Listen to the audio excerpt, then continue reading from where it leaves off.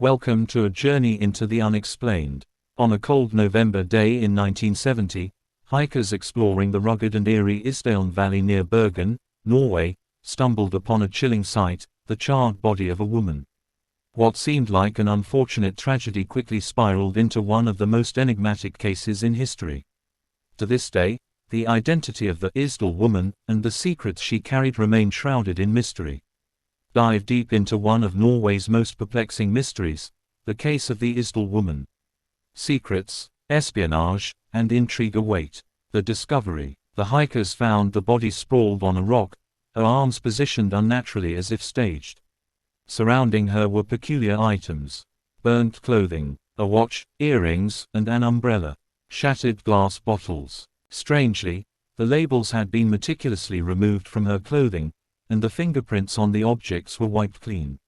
It was as if someone had gone to great lengths to erase her existence.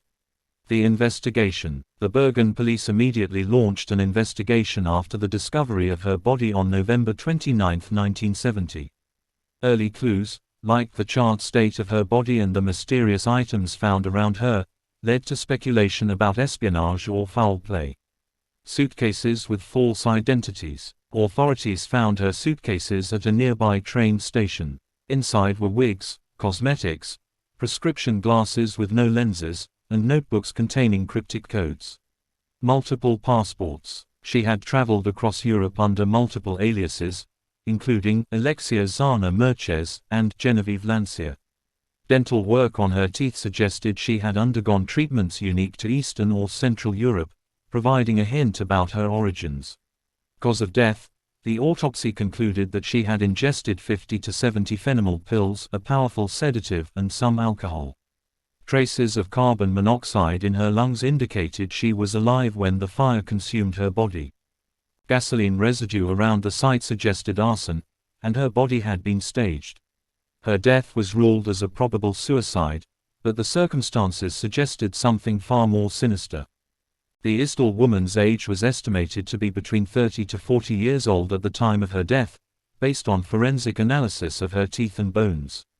Further examination suggested she may have been closer to her mid-30s. Theories and speculations. Espionage during the Cold War. Norway, as a member of NATO, was a strategic location during the Cold War. Many speculate the Isdal Woman was a spy, possibly for the Soviet Union or another intelligence agency. Her multiple aliases and cryptic notes strongly support this theory. Staged murder. Some believe her death was staged to look like a suicide. Perhaps she uncovered something she wasn't supposed to or was silenced by operatives from an opposing faction.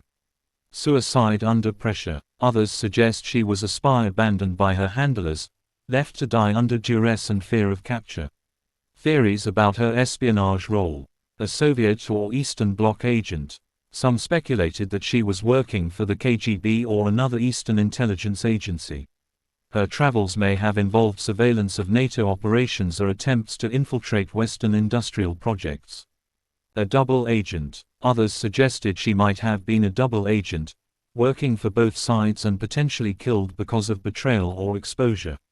A courier or messenger. The Isdal Woman might have been a courier, delivering sensitive information or materials between agents.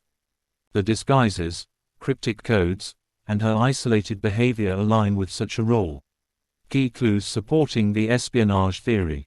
Multiple identities. The Isdal Woman used at least 8 fake passports and aliases during her travels across Europe.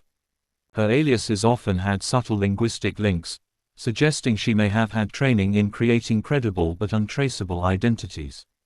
Authorities found no definitive ties to any single country, making it difficult to trace her origins. Frequent and unusual travels. Her movements across Norway, France, and other European countries were erratic and centered around sensitive military and industrial sites. She stayed in luxury hotels but switched between high-end accommodations and more modest ones, possibly to evade attention. Witnesses reported her meeting with unknown men, suggesting she could have been exchanging information or receiving instructions. Cryptic codes and disguises. Her notebook contained codes that were later deciphered to be travel logs. However, These logs corresponded to locations of military significance in Norway, including areas where NATO forces were active. Her possession of wigs and makeup indicated a deliberate effort to disguise her appearance, which is a common tactic in espionage. Knowledge of toxins. The presence of phenol pills and alcohol in her system suggested knowledge of chemicals and their lethal effects. Some theorized she could have been a handler or courier for biochemical substances. The proceedings in her case. Identification challenges. Authorities struggled to identify her due to the lack of fingerprints in databases and the absence of personal identification documents. The cryptic codes found in her notebook were later deciphered as travel itineraries, but they offered no clue about her identity. Espionage theory. The case took a Cold War angle, with suspicions that the Isdal woman was a spy. Witnesses reported seeing her with mysterious men in restaurants and hotels. Her frequent travels across Europe supported this theory. Closure without resolution. By early 1971, with no leads, the police ruled her death a probable suicide, though many officers disagreed. The case was officially closed, but the mystery persisted, with journalists and researchers revisiting the case over the decades. Current status of her case. Modern forensic developments. In 2017, researchers performed advanced isotope testing on her teeth and bones. The analysis suggested she was likely from Germany, France, or a border region. DNA analysis identified traits common in certain European populations, narrowing her origins but not revealing her identity. Public interest and investigations. The case remains a focus for true crime enthusiasts, journalists, and documentary filmmakers. In 2019, the BBC podcast, Death in Isdal Valley, reignited interest in the case, attracting international attention. Ongoing mystery. Despite advancements in technology and new evidence, her true identity and the circumstances surrounding her death remain unsolved. Intelligence community silence. Despite renewed interest in the case, no intelligence agency, including the KGB, CIA, or MI6, has ever acknowledged involvement or knowledge of the Isdal woman. Parallels with known espionage cases.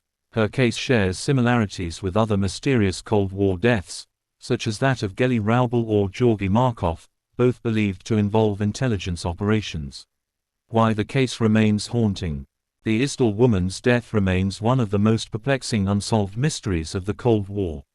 Whether she was an elite spy, a courier, or an innocent caught in dangerous geopolitical games, her story continues to captivate and puzzle investigators. Thank you for joining us on this unraveling of a chilling real-life thriller. If you enjoyed this exploration into the unknown, don't forget to like, share, and subscribe for more stories that will leave you spellbound.